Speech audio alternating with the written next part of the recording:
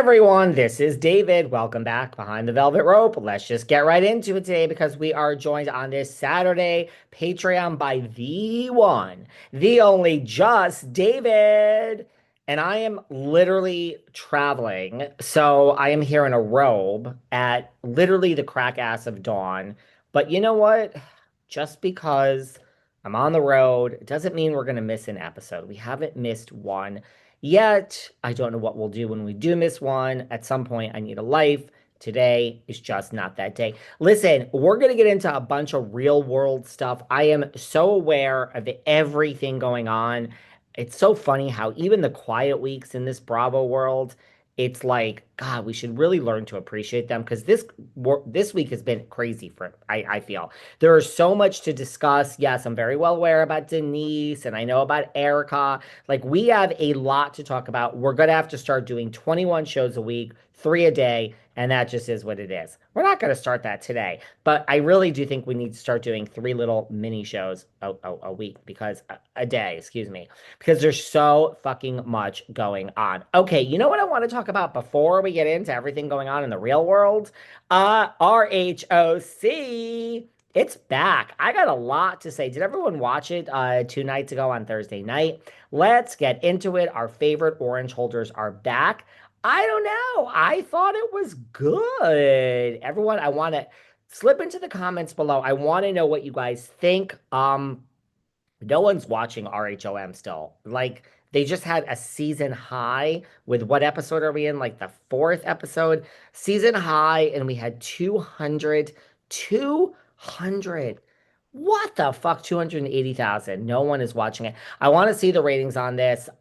It was a good episode, I thought, but sometimes I am overexcited or I'm over judgmental. So I want to know what all of you guys think. Slip into the comments below and let me know what you think of the what you thought of this RHOC episode. And yes, I'm in the bathrobe, so I apologize about that, but I just couldn't be bothered today.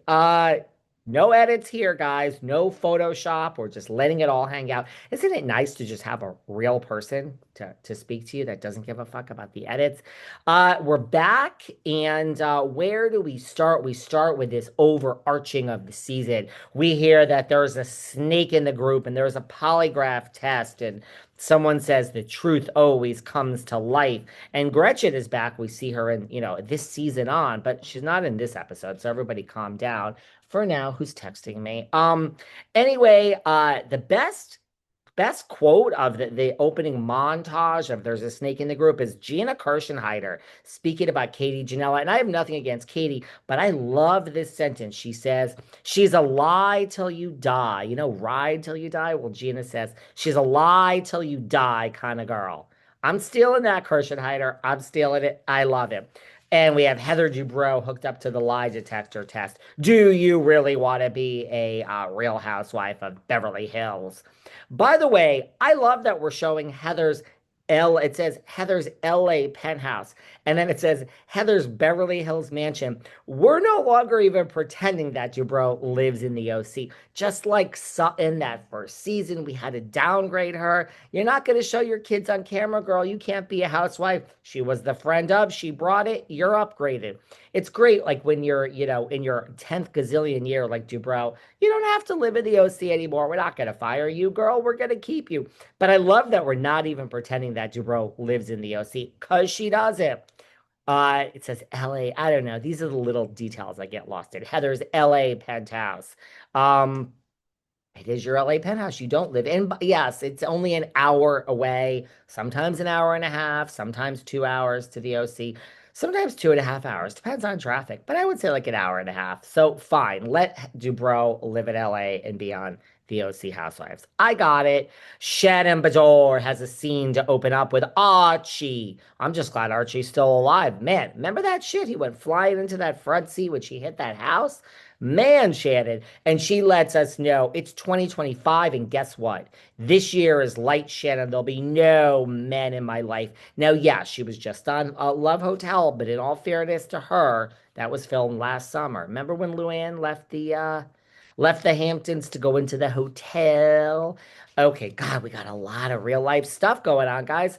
We got to get to. And Shannon lets us know Johnny J. I will not be mentioning John Jansen this season. Last season, I sat around all season. I said, don't you guys see this? Alexis is going to be fired. We used Alexis to tell the Shannon and John story breakup. We used Britt Edie to tell the Kenya Moore story. We have to start looking at it like this. This season, we're using Katie Ginella to tell a story with Emily Simpson. 7 years. I don't think it's going to end well for Katie after this season. I got nothing against the woman. It's not going to end well.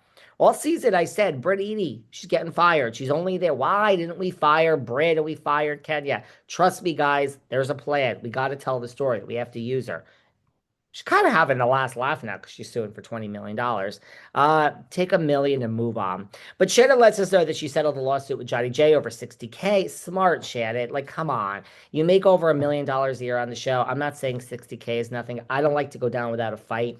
It's that whole, like, penny wise, dollar foolish. I mean, the amount you're going to spend in legal fees, just give the guy 60 grand and get him out of your life and the peace of mind. Guys, believe it or not, even though, as Heather McDonald says, I'm litigious, you don't want to go around suing people in this world, right? Like, you only sue if you can win, and you only fight a lawsuit if you're going to save more money. Just go on. Mind you, you come after me, I'm gonna fucking destroy you. But in this case, good shit. Give him the 60,000. Move on. No more Johnny J in our life. Now we're getting look. There's one thing that's gonna happen this season. It's gonna obviously be Gretchen versus Tamara, and it's going to be Pedantry versus Tamara on a smaller level, and Katie versus Emily. That's going to be a big part of this. And we're back to last season and this whole thing with Katie's daughter, babysat for Emily Simpson. And then during it, the daughter is saying that the kid said, we don't like Heather Dubrow. And obviously that came from Emily. And it's like Emily's now speaking about Dubrow poorly at her house. And Emily's like, my kids didn't say that because I didn't say that. And she's like, Katie's like, you're calling my daughter a liar. And Emily's like, you're calling my kids a liar. And here we go. And our kids on limits or off limits. We're going to talk more about this later because Emily just did an interview and she has thoughts on the bloggers, and I have thoughts on that as well. Put a pin in that for now. Gina and Travis are moving back in together. Emily said what I was thinking, like, good, but kick him out again and the guy's gone. And I'm not being sexist. I don't want to hear that bullshit. It could be both ways.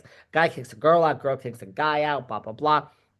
You're moving in again. If it doesn't work out this time, move on. Emily and Gina, 7 seasons. Like, man, that is more than most housewives. That's a long run. They're doing okay. They've grown on me. I'm finally coming around. I actually came around to them last season.